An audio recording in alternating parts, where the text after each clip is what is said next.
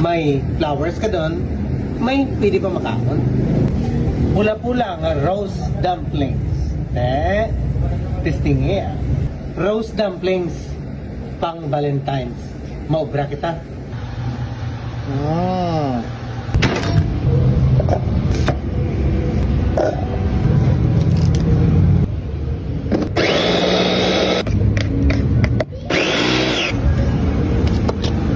Argentina, giniling yung gamitin natin. Trato pa lang. Isang itlog. Dark soy sauce lang gamitan to. Black pepper powder. Cornstarch. Sesame oil para mabango. At ang kanyang pampalasa ay syempre Knorr liquid seasoning. Cornstarch mixture. Lagyan natin ng red color. Pero kami, social kami ang McCormick. Red color. Dumpling wrapper na bilog. Yan. Brasan natin ang color. May nang ginatawag mo ay katubrahan. Marata natin. Close siya. Kaudo diday. Simple lang na. You just roll it. Para makagawa ka ng Rose.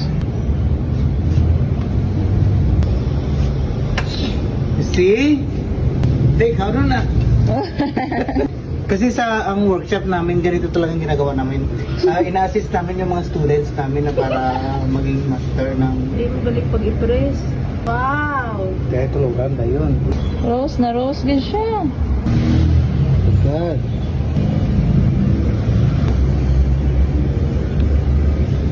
Umay na ako nang.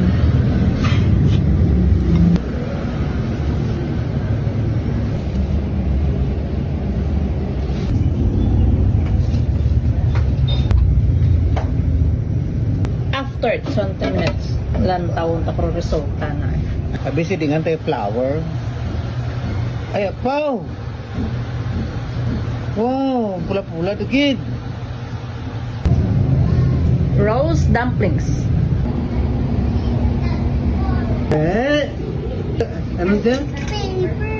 Buka paper roses, oh. Siomay? Siomay roses. Spicy baby? We try it. Wow.